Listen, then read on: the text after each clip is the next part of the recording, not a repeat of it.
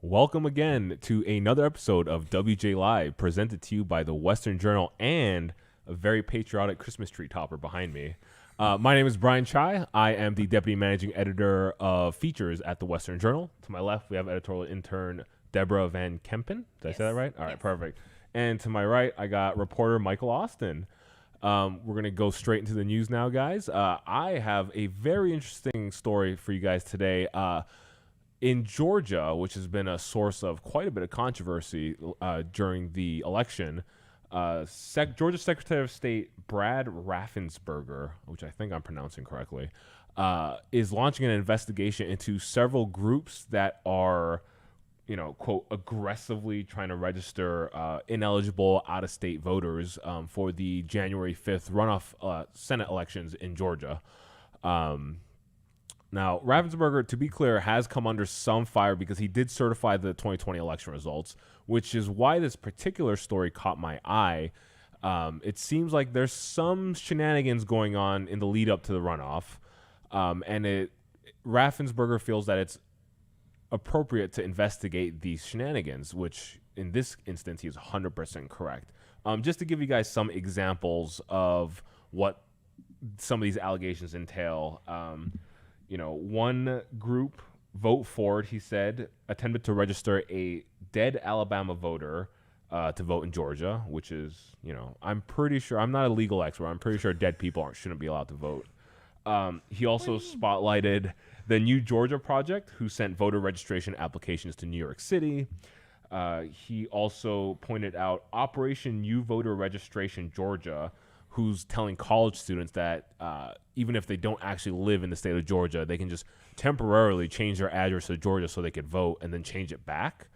And then there is also, and then there's just allegations of, soliciting out-of-state voters, just some general nonsense that's really not good, to put it lightly, especially during a time right now where we have so many people disenfranchised with our democratic system. To see what's going on in Georgia is really disturbing, to say the least. Yeah. Especially if with some of these allegations coming to light. So my first question for both you guys, I want to tie this back into the 2020 election because that's still a pretty hot topic. Trump is still in there's a lot of litigation right now for Team Trump as they're trying to investigate these allegations of voter fraud, which in Georgia, Raffensperger and Governor Brian Kemp, who are both Republicans, certified the Georgia election results. They didn't seem too keen on investigating the allegations of voter fraud when it came to the general election. And yet he seems a little keen on investigating these senatorial runoff race allegation frauds. Fraud allegations. Yikes. I need to eat lunch, guys. So my first question is, why do you think that is? Mike, let me kick it over to you. Why do you think they think it's worth investigating at a Senate level, but not when it comes to the actual presidential election? Well, not as many people care about the Senate races as they do the presidential election. And what we continue to see from politicians is that their decisions aren't necessarily always for the benefit of their constituents. They make certain decisions based on whether it will help them win re-election. Mm-hmm. So investigating the presidential election would be the least popular move and less popular move. So he's not going to do that. So a lot of it boils down to that. But I would like to say also that if Stacey Abrams, the queen of the voter suppression narrative, if it turns out that she was at all involved in any of this, I can't wait. I hope that's true. Actually, I hope that our election process is completely sound and that this is not true. But actually, I really do hope that it is true. Yeah. And to be clear, one of the groups that Raffensperger, he needs an easier last name, is investigating is a group that was founded by everyone's favorite, Stacey Abrams. Of course. Deborah, why do you think this is worth investigating but not the presidential election? Yeah, I definitely agree with Michael. I think that it's much easier to kind of to do an investigation in your own state and like still kind of garner that support and be like, yes, we want to make sure that our elections have integrity and we want to make sure that there's no fraud, but also not go too far as to say, yeah, I side with the Trump team on this, or it really does look like there's some serious voter fraud going on. So I think that in a way they're kind of covering their tracks, but also like still leaving the door open. Yeah. Do you guys think that Brian Kemp and Raffensperger, who are both, Trump's called them out publicly, both of them. Yeah. Do you think there was any pressure from those public call-outs why they're sort of, making it seem like, oh, we're going to do our due diligence now, just not, before we certified the general election result? Do you think there's any element of that at play? Yeah, I think that's pretty safe to say. Okay. Like just political pressure, like especially just following the election. We don't know exactly where all the cards are going to fall. They're just trying to save themselves. And so that's a lot of the decisions that politicians make in both parties are just going to be for self-preservation at this point. So my follow-up question then for Deborah. So as you continue to work here, you'll get to know me. I am generally a large pessimist. So worst case scenario, let's say the Democrats pull off these nefarious means and actually do steal both runoff elections. That would give Democrats the majority in both the House and Senate. Assuming Biden is our next president, what do you think a Biden presidency looks like with full control of the House and Senate?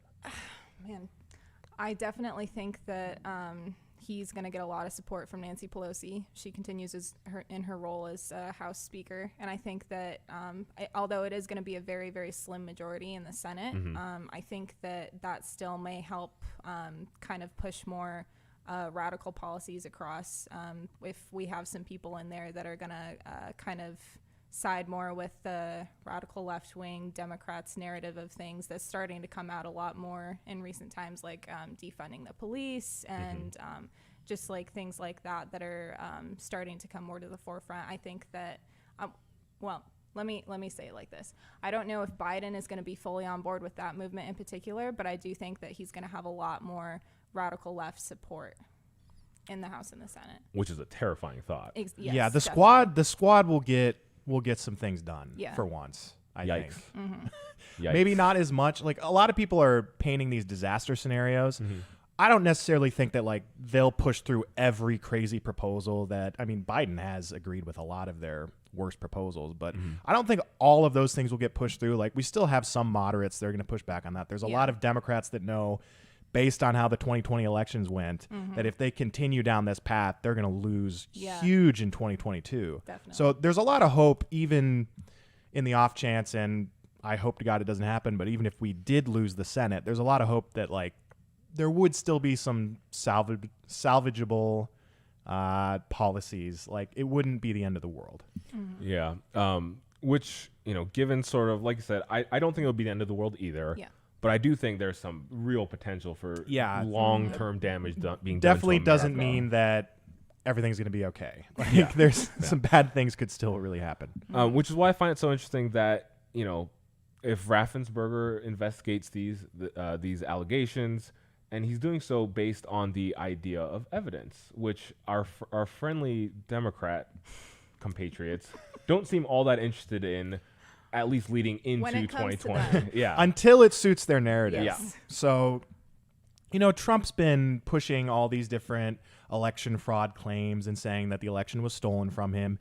And the Trump team has come up with some sworn affidavits like alleging election fraud, and that constitutes evidence. But, there are some claims he has yet to fully show evidence of. But nevertheless, the fact that the left is demanding that Trump show evidence, I just find that completely laughable and hilarious because they have never cared about evidence. Over the past several years, they've pushed so many horrible ideas. They've attacked people based on no evidence. I think the worst example of this is Brett Kavanaugh. They accused Brett Kavanaugh of serial gang rape based on unreliable testimony that turned out to be, look, Christine Blasey Ford, maybe what she said she believes to be true. I'm not going to pretend to know what she thinks. But we do know that she flip-flopped and she was just a completely unreliable witness. And then Julie Swetnick, the accuser that claimed that he was part of a gang rape, she later walked back her claims like a few weeks later. So it's just ridiculous that they did that, and now they care about evidence. And I just put together a list of a few other things, a few other claims that Democrats have made over the past few years with no regard to evidence. So the fact that they're claiming they care about evidence now means nothing. So number one, Russiagate. Okay. So Yes. we know the Steele dossier has been discredited. We know the Mueller report showed there's no collusion between Trump and Russia, or at least there's no evidence of collusion between Trump and Russia. And yet they still forward it. You know, Hillary Clinton has basically refused to concede her loss. Like, Yeah. Hillary Clinton has continued to push this stuff. She was talking about it at the Democrat National Convention, I believe. Like, just incredible that they can do that based on no evidence. Another example, Black Lives Matter. Cops are inherently racist, and they're hunting down and murdering black people for no good reason at all. Yeah. There might be some issues with law enforcement. That's legitimate. But to make that claim, which many Democrats have made, is utterly ridiculous. Jussie Smollett was assaulted by 2 racist Trump supporters. Turns out it was actually 2 African-American guys that he hired to make it look like he was assaulted. Lockdowns save lives. That's one of my personal favorites. We have no evidence they save lives. We do know that they destroy small businesses. Yeah. Men can be women and women can be men. That's a good one. And probably the most recent one, Amy Coney Barrett was confirmed illegitimately. There's no evidence of that. Yeah. So Goodness. I just wanted to throw this to you guys. Do you think this is hypocritical of the left to demand evidence now? And does the left actually care about evidence when they're talking about Trump and voter fraud? To your first question, duh, yes. I think it's very hypocritical. Yeah. I think I would like to think anyone that's not like a Democrat or a leftist can at least admit that. Like, hopefully moderates can at least admit that this is pretty hypocritical. Yeah. And as far, what was your second question about? Do you think they actually care about evidence? Like, are they actually caring about evidence in this case? Again, no, I don't think they do. I think to them, and this is a very like common, like leftist, a core tenet of their beliefs is that, you know, the ends always justify the means. Yeah. And to them, the lack of evidence is just as long as it gets them what they want. And in this case, it is a Biden presidency, period. They don't care that, you know, we could have had widespread voter fraud. They don't care about that. They care that, you know, they'll get their guy into the White House, and by whatever means necessary. And it also Yeah. kind of speaks to the postmodern philosophy that's kind of taken over the left, the idea that there's no such thing as objective truth. So bending the truth to fit your own narrative, as long as it furthers what you see as a moral goal, As long there's as nothing it's wrong your with that. truth. Yeah, Yeah. as long as it's your truth. Yeah. There's nothing wrong with telling lies or creating false narratives. Yeah. But so Deborah, so it seems like a lot more of these conspiracies that get pushed into the mainstream, they seem to be coming from the left.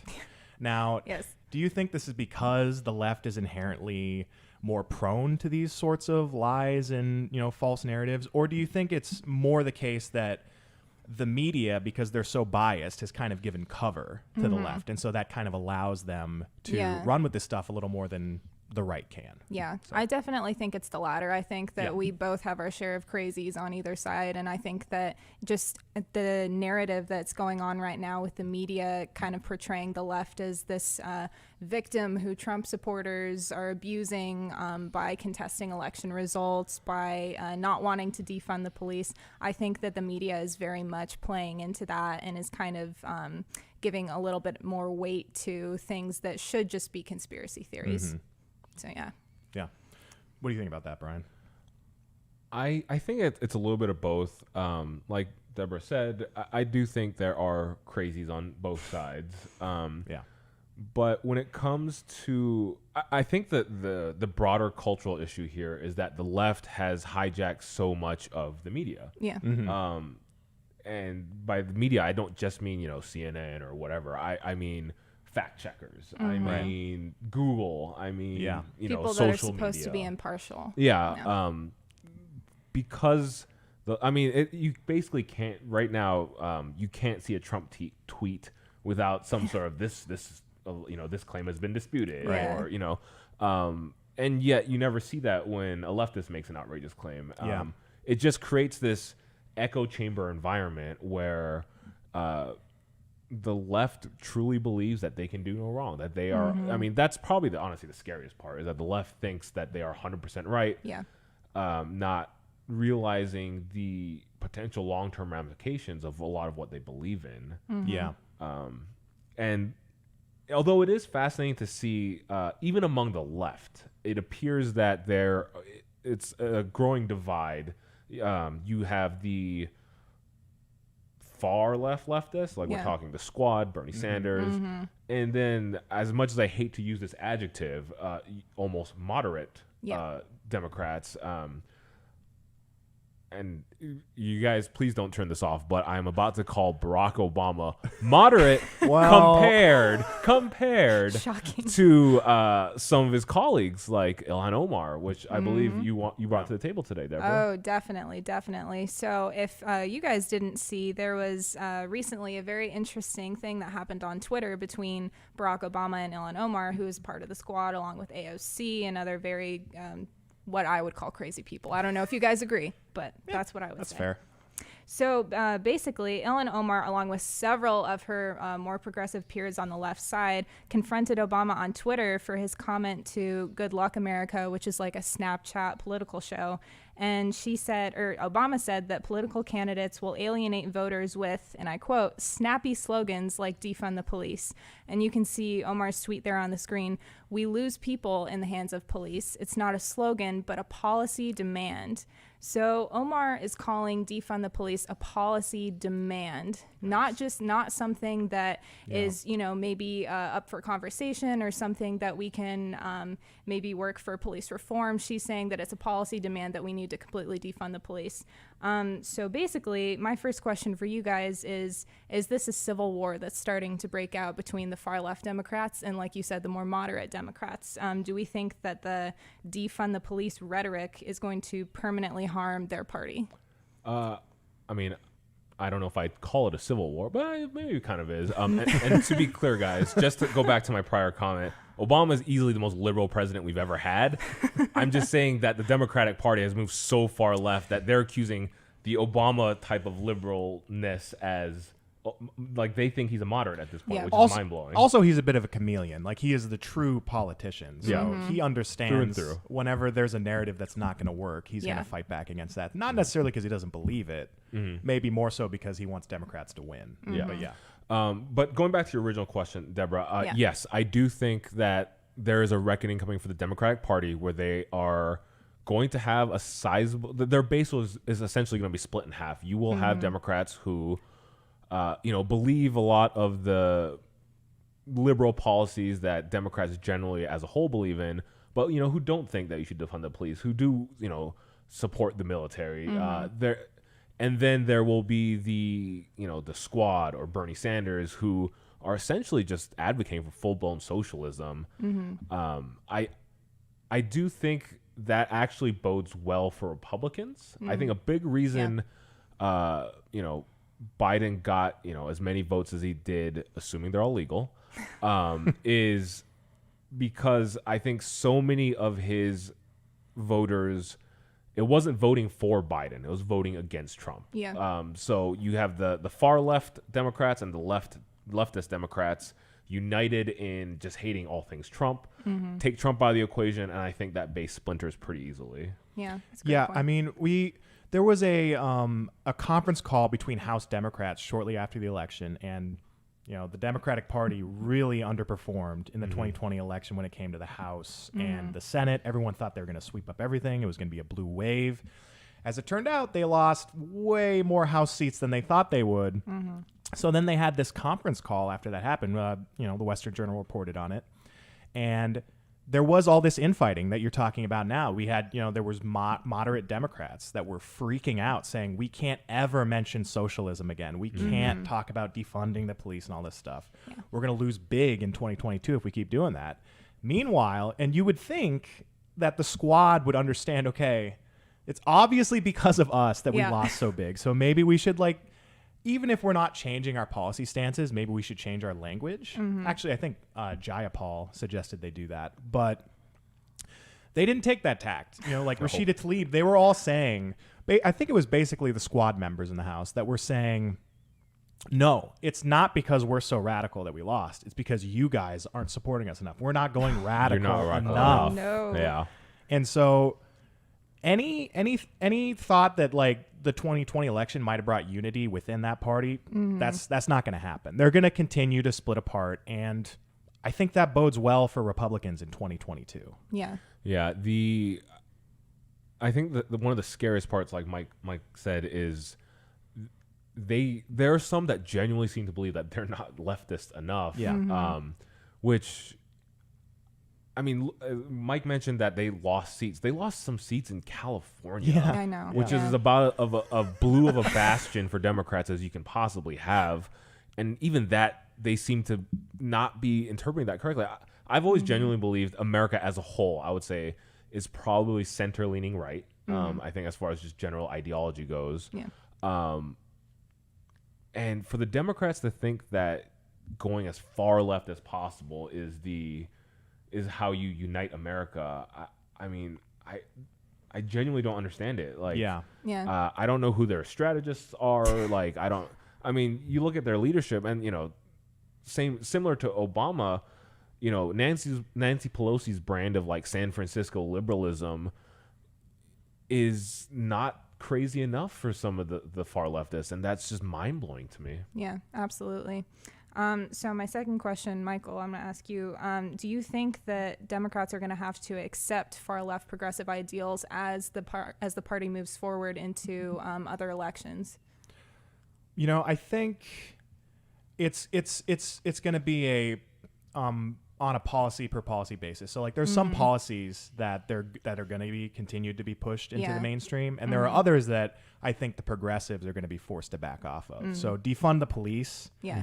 Nobody's winning on that. Like No. there's most African Americans want there to be more police, or at least the same level of police in their communities. So nobody supports this. Like that's actually a serious human being. Yeah. So things like that. I think socialism, it's about 50-50 right now. There's a lot of people that think it's a losing issue. There's a lot of people, for young people, it's a huge winning issue in this country. But Which is so wild to me. I don't follow Well, that.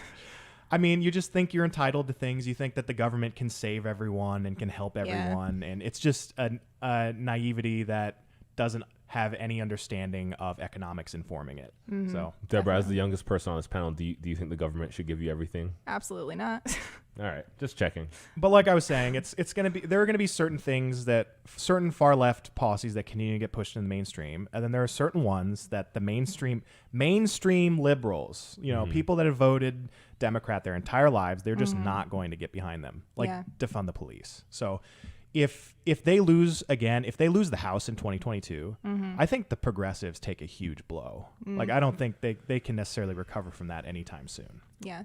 Yeah, if 2022 goes the way that I think it will, I don't think it'll be like a red wave per se, but I do think the pendulum will shift more towards red. I think progressives will have a reckoning. They will have to figure out why their message is falling on deaf ears, which to any person with common sense, it's pretty obvious why. Not to them, apparently.